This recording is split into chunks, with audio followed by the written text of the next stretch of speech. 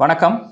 இப்போது subscriber questions அப்படின்னு பார்த்தோம்னா, யூசுவலாக நம்ம ரொம்ப ஷார்ட் கொஸ்டின்ஸ் 1 or 2 லைன்ஸில் ஆன்சர் பண்ணுவோம். பட் இந்த எபிசோடில் 3 கேள்விகளுக்கு நல்லா டீட்டெயில்டாக கொடுத்துருக்காங்க. அவங்க தரப்புல இருந்து ஒரு கேள்வி எவ்வளவுக்கு எவ்வளவு டீட்டெயில்டாக இருக்கோ அவ்வளோக்கு எவ்வளோ அவங்க மைண்டில் ஒரு கிளாரிட்டி இருக்குன்னு அர்த்தம். ஏன்னா ஃபினான்ஷியல் பிளானிங்கில் ஸ்மார்ட் கோல்ஸ் அப்படின்னு சொல்லுவாங்க. Specific, measurable, attainable, realistic, time bound. அதாவது நம்ம அச்சீவ் பண்ணணும்னு நினைக்கிற விஷயத்தை பற்றின ஒரு நல்ல ஐடியாவும், டைம் லைனோட குறிப்பிட்ட தொகையோட மென்ஷன் பண்ணி யார் ஒருத்தர் ஃபஸ்ட்டு ஸ்டெப் எடுத்து வைக்கிறாங்களோ கோல் பிளானிங்க்கு, அதுவே ஒரு 50% ஆஃப் த ஜாப் டன் அப்படின்னு சொல்லலாம். ஸோ இன்றைக்கி 3 கேள்விகள் பார்க்கலாம் நம்ம இந்த எபிசோடில். சந்தோஷ், சென்னை, 26 வயசு, சேலரி மந்த்லி 35,000 சொல்கிறாப்படி. கார் லோன் 8 லட்ச ரூபாய்க்கு வாங்கியிருக்காராம். 7 வருஷம் டெனரு, 10% இன்ட்ரெஸ்ட்டு. இஎம்ஐ 13,300 ரூபா. இன் லாங் அண்ட் ஷார்ட் அவர் பாவம் ரொம்ப டீட்டெயில்டாக தன்னுடைய சுச்சுவேஷனை எக்ஸ்பிளைன் பண்ணி, சார் இஎம்ஐ இல்லாமல் இருக்கிறது தான், டெட் ஃப்ரீயாக இருக்கிறது தான் நல்லதுன்னு எல்லாரும் சொல்கிறாங்க. நான் டெட்டு கட்டிக்கிட்டு இருக்கேன், இது வரைக்கும் எனக்கு பெருசாக ஒன்றும் இது இல்லாமல் பிரச்சனை இல்லாமல் மேனேஜ் பண்ணி கட்டிக்கிட்டு இருக்கேன். பட் நான் கேட்கக்கூடிய வியூஸ் நிறைய நியூஸில் பார்த்தீங்கன்னா டெட் ஃப்ரீயாக இருக்கணும் அப்படின்னு சொல்கிறாங்க. அதில் நான் கன்ஃபியூஸ் ஆகிடுறேன் சார் அப்படின்னு பாவம் தன்னுடைய சூழ்நிலையை ரொம்ப விவரித்து அழகாக எழுதியிருக்கா. அப்படி சந்தோஷ், நீங்கள் ஃபஸ்ட்டு பார்த்தீங்கன்னா 35,000 ரூபா சேலரிக்கு 13,300 இஎம்ஐ அப்படிங்கிறது ஜாஸ்தியா அப்படின்னு கேட்டால் ஸ்லைட்டாக கொஞ்சம் ஜாஸ்தி மாதிரி தான். ஏன்னா நம்ம இது வீடு இல்லை, ஒரு வண்டி. அப்படிங்கிறப்ப 35,000ல் 50% பார்த்தீங்கன்னா 17,500 ரூபா. நீங்கள் 13,300 ரூபாய்க்கு உங்கள் இஎம்ஐ இருக்குது. ஸோ கிட்டத்தட்ட ஒரு 50%லேருந்து ஒரு 3,000 ரூபா 4,000 ரூபா தான் கம்மி. கிட்டத்தட்ட 40%, 38லேருந்து 40%, 38 to 40% ஆஃப் யுவர் சேலரி இஎம்ஐக்கே போயிடுது. அது வண்டிக்கு. ஸோ இன்னி தேதிக்கு பார்த்தீங்கன்னா good loan and bad loan, good debt and bad debt அப்படின்னு சொல்லுவாங்க. அதாவது எப்படின்னா, கரெக்டான கடன், தவறான கடன். கரெக்டான கடனுக்கும் தவறான கடனுக்கும் ஒன்று நம்ம தேவைகளுக்கு ஏற்பார் போல், அதாவது நம்மளோட ரெக்குயர்மெண்ட்ஸுக்காக நம்ம அந்த கடனை வாங்கியிருக்கோமா, இல்லை ரெக்குயர்மெண்ட்ஸ் இல்லாமல் அந்த கடனை வாங்கியிருக்கோமா, ஒரு மாதிரியா நம்மளோட லைஃப் ஸ்டைலை ரொம்ப ஜாஸ்திப்படுத்திக்கிறதுக்கு அது ஒரு ஃபேக்டரு. இன்னொரு ஃபேக்டர் என்னன்னு கேட்டிங்கன்னா, இன்ட்ரெஸ்ட் ரேட்.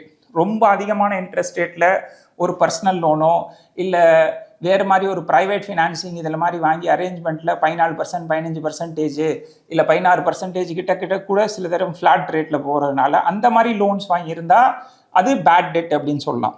கார் லோன் நீங்கள் வாங்கியிருக்கிற அந்த 10% அப்படிங்கிறது அது ஒரு பேட் டெட்டு அப்படின்னு கண்டிப்பாக சொல்ல முடியாது. பட் என்னென்னா, உங்களோட வயசு இன்னி தேதிக்கு பார்த்தீங்கன்னா 26 தான். அதனால் நீங்கள் ஒரு ஆஸ்பிரேஷன் ட்ரீமில் சம்பாதிக்க ஆரம்பிச்சோன்னா ஒரு கார் வாங்கணும் அப்படிங்கிற ஒரு ஆஸ்பிரேஷனில் வாங்கியிருக்கீங்க. At the face of it, அதாவது என்ன சொல்லுவோம்னா, ஃபண்டமெண்டலாக சம்பளத்தில் 40% இஎம்ஐக்கு அலோகேட் பண்ணுறது ஒரு டிப்ரிஷியேட்டிங் அசட்டில் போடாமல் அப்ரிஷியேட்டிங் அசட்டில் போட்டிருந்தீங்கன்னா அது ஒரு நல்ல விஷயம். ஆனால் நம்ம வீடு வாங்க போனோம் அப்படின்னாக்கா கிட்டத்தட்ட அது 15 வருஷம் லோனு. அண்ட் இன்னி தேதிக்கு சென்னையில் நீங்கள் சென்னையில் இருக்கக்கூடிய ஆள், சென்னையில் அவ்வளவு கம்மியான விலைக்கு வீடும் கிடைக்காது. ஸோ நீங்கள் எல்லா சூழ்நிலையிலையும் யோசித்து ஒரு காராவது வாங்கிடுவோம் அப்படிங்கிற மாதிரி நீங்கள் வாங்கியிருக்கீங்க. இப்போதைக்கு நீங்கள் இதை கண்டினியூ பண்ணலாம். ஆனால் சார் நான் டெட் ஃப்ரீயாக இருக்கணுமா இல்லை டெட்டோடு இருக்கணுமா அப்படிங்கிற ஒரு உங்களுடைய கன்ஃபியூஷனுக்கு இது ரெண்டுமே ஒரு 50-50 பேலன்ஸ்டாக கூட நீங்கள் இருக்கலாம். ஸோ இதுக்கான விடை என்னென்னா, எப்போல்லாம் உங்களுக்கு போனஸ் கிடைக்குதோ அப்போது நீங்கள் ஒரு தொகையை பார்ட் பேமெண்ட்டாக இந்த லோனு கிடைக்கலாம். இல்லையா, நீங்கள் சேவ் பண்ணிக்கிட்டே வாங்க. உங்களால் எவ்வளோ தூரம் சேவ் பண்ணி இந்த லோனை தவிர்த்து உங்களால் எவ்வளவு இன்வெஸ்ட்மெண்ட்ஸ் பண்ண முடியுமோ அதையும் பண்ணிக்கிட்டே வாங்க. இந்த லோன் எப்போ முடியும், ஏன்னா உங்களுடைய சூழ்நிலையை பொறுத்த வரைக்கும் ஒரு பர்சனல் லோன் அளவுக்கு இல்லாதக்கு எனக்கு இது இன்ட்ரெஸ்ட் ரேட் கொஞ்சம் நல்லா தான் சார் இருக்குது, என்னால் இதை மேனேஜும் பண்ண முடியுதுங்கிறது தான் உங்களுடைய கேள்வியோட டீட்டெயிலில் நீங்கள் கொடுத்துருக்கிறது. So it is fine. அதாவது நீங்கள் இந்த நிமிஷமே நம்ம இந்த டெட்லேருந்து வெளியில் வரணுமா அப்படிங்கிற மாதிரியான நீங்கள் ஒரு ரொம்ப கிரைசிஸ் சூழ்நிலையாக இதை பார்க்க வேண்டிய அவசியம் இல்லை. ஏன்னா 26 வயசு ஆகுது. ஃபுல் 7 இயர்ஸ் நீங்கள் லோன் கட்டினாலும் 33 தான் ஆகும். ஸோ பெரிய அளவுக்கு உங்களுக்கு வயசும் இதில் இதாகிடாது. பட் ஒரு ஜாப் சேஞ்சோ, ஏன்னா நீங்கள் உங்கள் கேள்வியிலே என்ன கேட்டிருக்கீங்க, சார் ஃபர்தராக என்னுடைய சேலரியோ ஏர்னிங் கெப்பாசிட்டியோ இன்க்ரீஸ் ஆகிறப்போ நான் லைஃப் ஸ்டைலை இன்க்ரீஸ் பண்ணிக்கணுமா இல்லை இதை லோனை அடைக்கிறதுக்கான இதில் இது பண்ணணுமா, சர்ப்ளஸ் வந்துச்சுன்னா அப்படின்னு கேட்டிங்கன்னா, நீங்கள் கண்டிப்பாக எப்போல்லாம் ஒரு போனஸ் வருதோ, எப்போல்லாம் சேலரி இன்க்ரிமெண்ட் வருதோ, எப்போல்லாம் உங்களோட ஏர்னிங் கெப்பாசிட்டி ஜாஸ்தி ஆகுதோ அப்போது நீங்கள் அந்த லோனை அடைக்கிறதுக்கான ஒரு எஃபர்ட்ஸில் இருந்தால் தான் இந்த லோனை 5 இயர்ஸ்க்கு பதிலாக மேபி 4.5 இயர்ஸ் 5 இயர்ஸ் அந்த மாதிரியான ஒரு சூழ்நிலையில் நீங்கள் அடைக்கலாம். ஸோ நீங்கள் வந்து ஃபுல் அண்ட் ஃபுல் நான் இந்த கடனை விட்டு வெளியில் வரணுங்கிற சூழ்நிலையிலையும் சைக்கலாஜிக்கலாக நீங்கள் இருக்க வேண்டாம். இந்த கடன்லேயே நான் கடைசி வரைக்கும் இருக்க வேண்டாமா? So at my age and income level closing a car loan early smart financial டிசிஷனா இல்லை நான் ஓவர் திங்க் பண்ணுறேன்னான்னு கேட்குறீங்க. கண்டிப்பாக ஓவர் திங்க் பண்ணல. நீங்கள் இப்படி யோசிக்கிறது உங்கள் டீட்டெயிலு, உங்கள் வயசு, உங்களோட இஎம்ஐ ரேட்டு, இவ்வளவு இஎம்ஐ அப்படின்னு எல்லா டீட்டெயில்ஸும் கொடுத்துருக்கீங்க. இதுவே உங்களுடைய ஃபினான்ஷியல் கிளாரிட்டி தான். ஸோ நீங்கள் ஃப்யூச்சர் லுக்கிங்காக பார்த்தீங்கன்னா இன்னி தேதிக்கு இதை கட்டிக்கிட்டே வாங்க. எப்போல்லாம் முடியுமோ கொஞ்சம் எக்ஸஸோ லம்சமோ உங்களுடைய earning கெப்பாசிட்டியில் வந்துச்சுன்னா நீங்கள் அதை லோனுக்கு அடைக்கிறதா வச்சுட்டு நீங்கள் உங்களுடைய லைஃப் ஸ்டைல் இன்ஃப்ளேஷன், என்னுடைய லைஃப் ஸ்டைலை இன்க்ரீஸ் பண்ணிக்கலாமா இந்த next couple of years, should I use the extra income to enjoy better life ஸ்டைலா or should I prioritize the loan அப்படின்னு கேட்டிங்கன்னா, அப்போது நீங்கள் உங்களுடைய இன்னைக்கு இருக்கக்கூடிய லைஃப் ஸ்டைல்லேருந்து எப்போல்லாம் உங்களுக்கு லைஃப் ஸ்டைல் இன்க்ரீஸ் ஆகுதோ, earning கெப்பாசிட்டி மேலே போகுதோ, அப்போ நீங்கள் மேக்ஸிமம் அந்த கார் லோனை அடைக்கிறதுக்கான இதில் யூட்டிலைஸ் பண்ணிட்டீங்கன்னா, ஸோ 7 இயர்ஸ்க்கு பதிலாக ஒரு 5 இயர்ஸில் நீங்கள் க்ளோஸ் பண்ணுற மாதிரியா எப்போதும் நம்ம வந்து வர தான் சில விஷயங்கள் எடுத்துக்க முடியும். ஆல்ரெடி லோனுக்குள்ளே போயாச்சு. இன்னி தேதிக்கு நம்ம லோனை வந்து மேனேஜ் பண்ண முடியும் அப்படிங்கிற சூழ்நிலையில் இருக்கீங்க. Age is by your side. ஆனால் நீங்கள் பெருசாக ஒரு கிரைசிஸ் சூழ்நிலையில் இல்லை. ஃபஸ்ட்டு இதில் தெளிவாக இருங்க.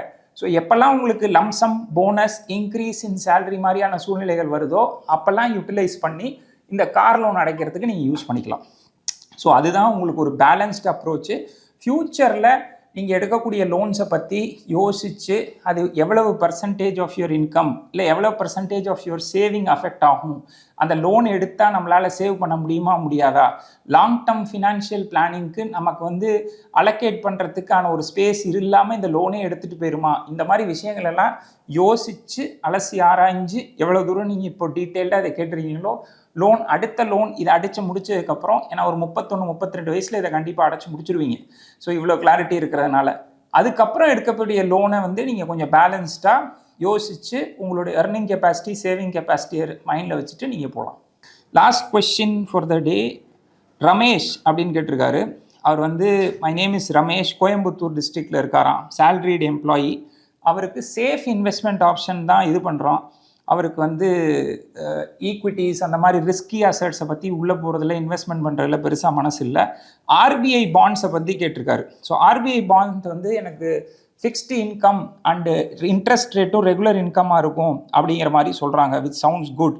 அது people for looking for me like, அதாவது என்னைய மாதிரி இருக்கக்கூடிய ஆட்கள், ஸ்டெபிலிட்டியை மட்டும் விரும்புகிற ஆட்கள், ஈக்விட்டிஸில் பெருசாக இன்ட்ரெஸ்ட் இல்லாத இருக்கிறவங்களுக்கு இது ஒரு நல்ல இந்த ஆப்ஷனாக இருக்கும் போல் இருக்கே சார் அப்படின்னு, ஒரு குட் ஆப்ஷனாக இருக்கும் போல் இருக்கு அப்படின்னு கேட்டிருக்கா. அப்படி இதை பற்றி டேக்ஸபிலிட்டி கேட்டிருக்காரு. இது எவ்வளோ தூரம் லிக்விடு, திடீர்னு நமக்கு ஒரு பண தேவை ஏற்பட்டுச்சுன்னா இதுலேருந்து விற்று வெளியில் வந்து பணத்தை இது பண்ண முடியுமா, ஒரு எஃப்டி மாதிரி டீல் பண்ண முடியுமா இதை அப்படிங்கிற மாதிரியா சில கேள்விகள்.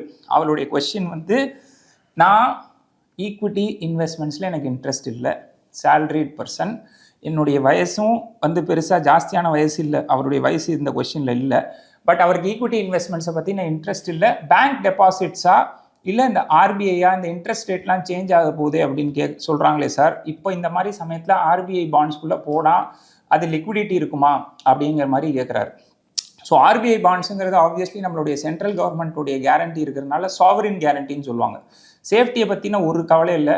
இன்ஃபேக்ட் ரிஸ்க் ஃப்ரீ ரிட்டர்ன் அப்படின்னு ஒரு கேட்டகரியே நம்ம வந்து பார்த்தீங்கன்னா, நம்ம எவ்வளவு ஒரு ரிட்டர்ன்ஸ் ஒரு ஃபண்டில் இன்வெஸ்ட் பண்ணோம்னா எவ்வளவு ரிட்டர்ன்ஸ் வேணுங்கிறத கேல்குலேட் பண்ணுறதுக்கு ரிஸ்க் ஃப்ரீ ரிட்டர்ன்ஸை விட ஜாஸ்தியாக வேணும். அப்படிங்கிறப்போ இந்த மாதிரியான ஆர்பிஐ பாண்ட்ஸ்லேருந்து வரக்கூடிய ரிட்டர்ன்ஸை தான் ரிஸ்க் ஃப்ரீ ரிட்டர்ன்ஸ் அப்படின்னு சொல்கிறோம். ஸோ இது கிட்டத்தட்ட 100% 100% கிட்டக்கு 99.9 சொல்கிறாங்க இல்லையா, அந்த அளவுக்கு இது ஒரு ரிஸ்க் ஃப்ரீ ரிட்டர்ன்ஸ் தான் ஆர்பிஐ பாண்ட்ஸ். பட் இதுலேயே நிறைய கேட்டகரி இருக்குது. ரொம்ப ஷார்ட் டேர்ம் பாண்ட்ஸ் இருக்குது, 90 டேஸ்க்கான டி பில்ஸ், ட்ரெஷரி பில்ஸ்ன்னு சொல்லுவாங்க, 7 இயர்ஸ்க்கு இருக்குது, 10 இயர்ஸ்க்கு இருக்குது, 5 இயர்ஸ்க்கு இருக்குது, ஏன் இன்னும் கேட்க போனால் 50 இயர்ஸ் ஆர்பிஐ பாண்ட்ஸே இருக்குது. 50 இயர் ஆர்பிஐ பாண்ட்ஸ் எனக்கு தெரிஞ்சு ஒரு வருஷம் முன்னாடியோ 1.25 வருஷம் முன்னாடியோ 7.38% 50 இயர் பாண்ட்ஸே வந்து ரிலீஸ் பண்ணியிருந்தாங்க ஆர்பிஐ. ஸோ அந்த மாதிரி நீங்கள் ஒரு சூழ்நிலை ஒரு கண்ட்ரி டெவலப் ஆகுது அப்படின்னாக்க அதோடைய இன்ட்ரெஸ்ட் ரேட் கம்மியாயிட்டே வரும். ஏன்னா டெவலப்டு கண்ட்ரீஸ்லாம் பார்த்தீங்கன்னா 3-4% தான் இன்ட்ரெஸ்ட் ரேட்ஸே இருக்கும். ஸோ அந்த மாதிரி இன்னும் நம்மளோட இந்தியன் க்ரோத் ஸ்டோரி ரொம்ப ப்ராமிசிங்காக இருக்குது சார். அதனால் இன்னும் ஒரு 10-15 வருஷம் கழிச்சு நம்ம மார்க்கெட்டோட ரேட்டே 3% 4% ஆகிற பட்சத்தில் இந்த மாதிரியா 10 வருஷம் ஆர்பிஐ பாண்டு 20 வருஷம் ஆர்பிஐ பாண்டுலாம் போட்டு வாங்கி வச்சுட்டு ரேட்டை நம்ம கேரண்டி பண்ணிக்கிட்டோம்னா நல்லதான்னு கேட்டால் கண்டிப்பாக நல்லது. பட் லிக்விடிட்டி அப்படிங்கிற ஃபேக்டர் உங்களுக்கு அந்த இடத்துல கொஞ்சம் எஃபெக்ட் ஆகும். நீங்கள் இப்போ பேங்க்கில் போய் ஒரு எஃப்டி ஓப்பன் பண்ணிங்கன்னா ஒரு ப்ரீ க்ளோஷர் ஃபீ அப்படிங்கிறது அதாவது அதோட 1 வருஷமோ 2 வருஷமோ முடியறதுக்கு முன்னாடி நீங்கள் ஒரு 6 மாதத்துலேயோ 3 மாதத்துலேயோ 4 மாதத்துலேயோ ஏதோ ஒரு அவசர தேவைகளுக்காக இது பண்ணிட்டீங்கன்னா அந்த ப்ரீ செட்டில்மெண்ட் ஃபைன் அப்படின்னு ஒன்று போடுவாங்க. 0.5% இல்லைனா 1% மேக்ஸிமம் இருக்கும். பட் பாண்டை பொறுத்த வரைக்கும் ப்ரீ செட்டில்மெண்ட்டுன்னு இல்லாதக்கு நீங்கள் செகண்டரி மார்க்கெட், அதாவது நம்ம நார்மல் ஸ்டாக் மார்க்கெட் இருக்கு இல்லையா, அந்த மாதிரி செகண்டரி மார்க்கெட்டில் இந்த பாண்ட்ஸை ட்ரேட் பண்ணலாம். பட் ஆனால் லிக்விடிட்டி கொஞ்சம் கம்மியாக இருக்கும். ஸோ உங்களுக்கு இது ரெகுலர் இன்கம் வரும். உங்களோட டாக்ஸபிலிட்டியும் இதோட ஃபுல் எஃப்டிக்கும் இதுக்கும் டாக்ஸபிலிட்டியில் எதுவும் வித்தியாசம் கிடையாது. பட் இன்னி தேதிக்கு டேக்ஸ் ப்ரொக்ரெசிவ் ஆகிட்டதுனால 12 லட்சம் ரூபா வரைக்கும் ஒருத்தர் ஆனுவல் இன்கம் இருந்துச்சுன்னா அவர் டேக்ஸே கொடுக்க தேவையில்லாத ஒரு சூழ்நிலை இருக்கிறதுனால இந்த மாதிரி பாண்ட்ஸ்லேருந்து வரக்கூடிய இன்ட்ரெஸ்ட் இன்கமும் அந்த 12 lakhs உங்களுடைய earn பண்ணுற நீங்கள் சேலரி ப்ளஸ் இன்ட்ரெஸ்ட் இது ரெண்டுமா சேர்த்துமே வருஷத்துக்கு 12 lakhs விட கம்மியாக இருந்துச்சுன்னா நீங்கள் எந்த டேக்ஸுமே கொடுக்க வேண்டியாத ஒரு சூழ்நிலையில் தான் இன்றைக்கி இருக்குது டாக்ஸேஷன் சுச்சுவேஷன். ஸோ அந்த மாதிரியான ஒரு சூழ்நிலையில் இருந்தீங்கன்னா அது உங்களுக்கு பெட்டர். நீங்கள் மேரிடாக இருந்தீங்கன்னா உங்கள் பேரில் 50%, ஒய்ஃப் பேரில் 50%, 2 பேருமா சேர்த்து அந்த 12 lakhs கிராஸ் பண்ணாமல் இருந்ததுன்னா அதுலேயும் ஒரு டேக்ஸ் பிளானிங் பெட்டராக இருக்கும். ஸோ டாக்ஸபிலிட்டி எஃப்டிக்கும் இதுக்கும் வித்தியாசம் இல்லை. எஃப்டிக்கும் இதுக்கும் உள்ள ஒரு பெரிய வித்தியாசம் என்னென்னா லிக்விடிட்டி. எஃப்டி வந்து டக்குன்னு நீங்கள் இப்போது எனக்கு வேண்டாம், எனக்கு ஏதோ ஒரு அவசர தேவை, அதுக்காக நான் பணம் எடுக்கணும் அப்படின்னாக்கா எஃப்டியை நீங்கள் டக்குன்னு லிக்விடேட் பண்ணிவிட்டு வெளியில் வரலாம். பாண்ட் எஸ்பெஷலி நீங்கள் 7 years 10 years பாண்ட் வாங்கிட்டீங்க அப்படின்னாக்க அதை லிக்விடேட் பண்ணுறது, அதை கைமாற்றி விடுறதுங்கிறது ஒரு ப்ராசஸ். அந்த ப்ராசஸை நீங்கள் லிக்விடிட்டி கம்மியாக இருக்கக்கூடிய சூழ்நிலையில் செகண்டரி மார்க்கெட்டில் கொடுத்து தான் நீங்கள் இது பண்ணணும். மற்றபடி நீங்கள் நினைக்கிற ஒரு safety angle, fixed income angle, interest இது மாறுற மாதிரி இருக்குது சார் அப்படின்னு சொல்கிறாங்கன்னா மாறுறதுக்கு முன்னாடி இன்றைக்கி நீங்கள் ஒரு லாங் டேர்ம் பாண்ட் ஒரு 7 years 10 years பாண்ட் வாங்கிட்டீங்கன்னா உங்களுக்கு அது வந்து இந்த சேஃப்டியை என்ஷூர் பண்ணுற மாதிரி இருக்கும். ஸோ இதை மாதிரியான பலதரப்பட்ட டாக்ஸபிலிட்டி, சேஃப்டி, லிக்விடிட்டி இந்த எல்லா ஆங்கிள்லையும் எஃப்டிக்கும் இதுக்கும் லிக்விடிட்டியை தவிர்த்து இந்த ஆங்கிளில் மட்டும்தான் ஒரு டிஃப்ரென்ஸ் இருக்குது. இன்ஃபேக்ட் உங்களுடைய பேங்க்கோட எஃப்டியை விட ஆர்பிஐயோட பாண்ட்ஸோட சேஃப்டி ஜாஸ்தின்னு சொல்லலாம். பட் பேங்க்ஸோடைய எஃப்டியும் கண்டிப்பாக, ஏன்னா இப்போ ஆர்பிஐயோட அந்த இன்சூரன்ஸும் 5 lakhs வரைக்கும் இருக்கிறதுனால அந்த ஷெட்யூல்டு கமர்ஷியல் பேங்க்ஸில் நீங்கள் எஃப்டி போட்டிங்கன்னா உங்களுக்கு சேஃப்டியை பற்றி பெருசாக கவலைப்பட வேண்டிய அவசியம் இல்லை.